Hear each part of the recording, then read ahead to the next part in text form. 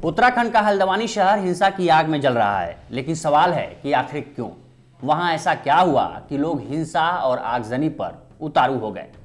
आज हम इस वीडियो में उत्तराखंड के हल्द्वानी में भड़की हिंसा के पीछे की स्टोरी बताएंगे कि आखिर हिंसा और आगजनी की नौबत कैसे आ गई।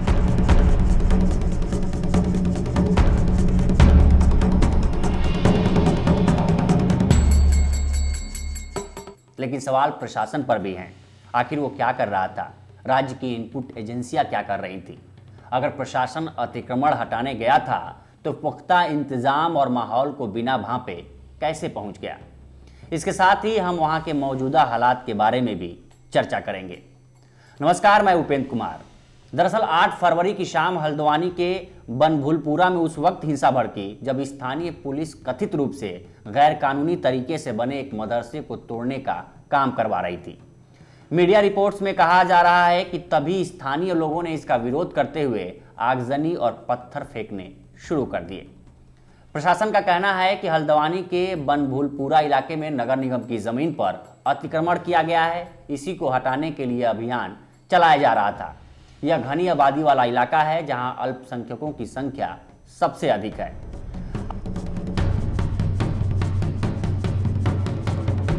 8 फरवरी की शाम प्रशासन जैसे ही मदरसे को तोड़ने का काम शुरू किया तो इससे नाराज बड़ी संख्या में लोग सड़कों पर आ गए और धक्का मुक्की शुरू हो गई।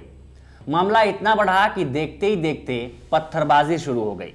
पुलिस ने जवाबी कार्रवाई करते हुए प्रदर्शनकारियों पर लाठीचार्ज कर दिया और आंसू गैस के गोले भी छोड़े।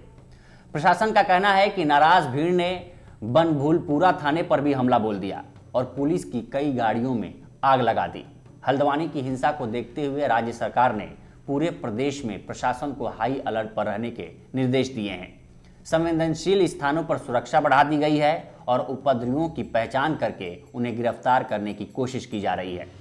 फिलहाल पूरे इलाके में कर्फ्यू लगा दिया गया है। लोगों को घरों में ही रहने के निर्देश दिए गए हैं। लोकमत ने वहां के मौजूदा हालात के बारे में जानने के लिए स्थानीय पत्रकारों से संपर्क कर ये जानने की कोशिश की कि फिलहाल लोग किस हालात में रह रहे हैं। मौजूदा हालात ये है कि अभी कर्फ्यू की जो स्थिति यथायथ रखी गई है। बनभूलपुरा क्षेत्र में जहाँ पर घटना हुई थी वहाँ पर जो थाने के आसपास का उसका पूरा क्षेत्र वहाँ पर पूरा सीलबंद कर दिया गया है। अतिरिक्त यहाँ पर सुरक्षा कर्मी लगा दिए गए हैं। सीआरपीएफ के जवान वहाँ पर लगा दिए गए हैं और किसी को भी घर से बाहर निकलने के लिए पूर्ण तरह से मनाही है। और कोई अराजक तत्व अगर वहाँ दिखाई दिया किसी प्रकार से किसी की तरफ फैलाई गई तो उसको देखते ही गोली मारने के आदेश है। फिलहाल अभी की अपडेट है और फिलहाल पुलिस की तरफ से कार्रवाई की जा रही है और स्थिति पुलिस कह रही है कि काबू में। अमित, सुनने में ये आ रहा है कि जहाँ जहाँ कार्रवाई करने पुलिस पहुंची थी वो कोर्ट के अधीन मामला चल रहा था। कोर्ट के अधीन नहीं चल रहा था मामला। कोर्ट में ये तो जाने की बात कर रहे थे लेकिन ना कोई कोर्ट गया और ना वहाँ पर बात हुई। एक मुनीदा करने जिसकी बात आती 4 तारीख को पहले कहा था कि हम तोड़ेंगे। प्रशासन को फिर समय दिया कि अगर आपके पास कानूनी दस्तावेज है कोई है तो आप हमें दीजिए। इन्होंने किसी ने कुछ दिया ही नहीं दस्तावेज। तो इन्होंने फिर 4 तारीख को वहाँ जाकर के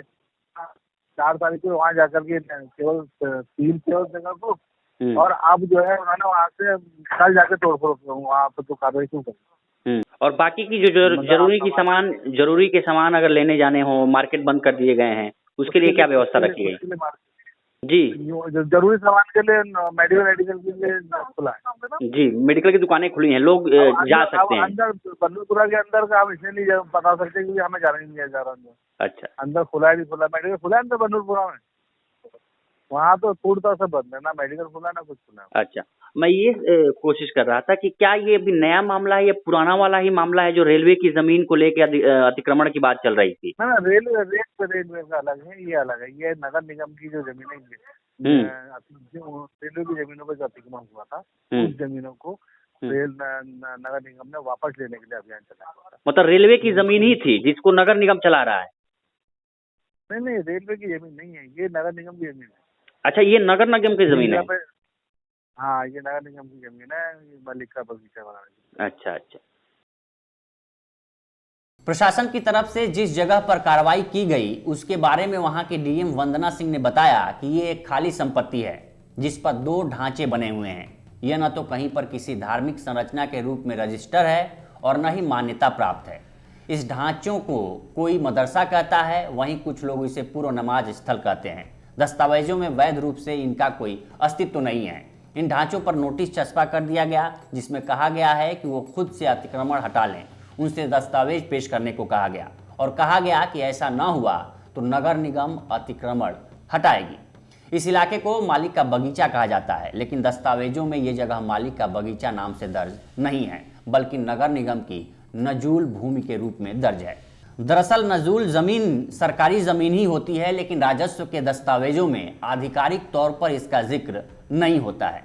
लेकिन वहां के स्थानीय लोग प्रशासन की इस बात से इत्तेफाक नहीं रखते हैं। इंडियन एक्सप्रेस की एक रिपोर्ट के मुताबिक बनभुलपुरा के रहने वाले जफर सिद्दीकी नामक स्थानीय शख्स ने बताया है कि ये मस्जिद अब्दुल मलिक नाम के एक व्यक्ति ने बनाई थी। उन्होंने ये ज़मीन जिस व्यक्ति से खरीदी थी, उन्होंने इसे पट्टे पर लिया था। इस पूरे घटनाक्रम में हल्द्वानी प्रशासन की तरफ से 2 लोगों की मौत की पुष्टि की गई है, लेकिन इनकी मौत कैसे हुई इसकी जांच की जा रही है। हल्द्वानी हिंसा से जुड़ी हर अपडेट के लिए बने रहिए लोकमत हिंदी के साथ। नमस्कार।